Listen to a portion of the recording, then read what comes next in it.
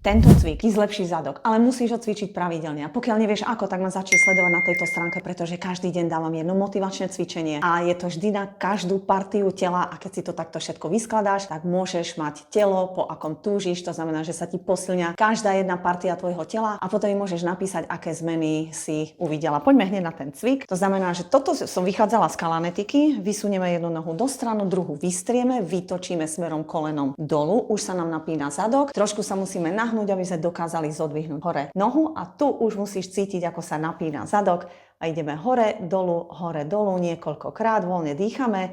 A čo je dôležité, že pri tomto cviku sa vypaluje aj prebytočný tuk vlastne na páse a hlavne tu na chrbte. Niektoré ženy mi píšu, že sa nevedia zbaviť tohto tuku. Takže toto si urobíte na jednu stranu aspoň 50 krát hore dolu. Teraz už máme asi 15, nie je to veľa.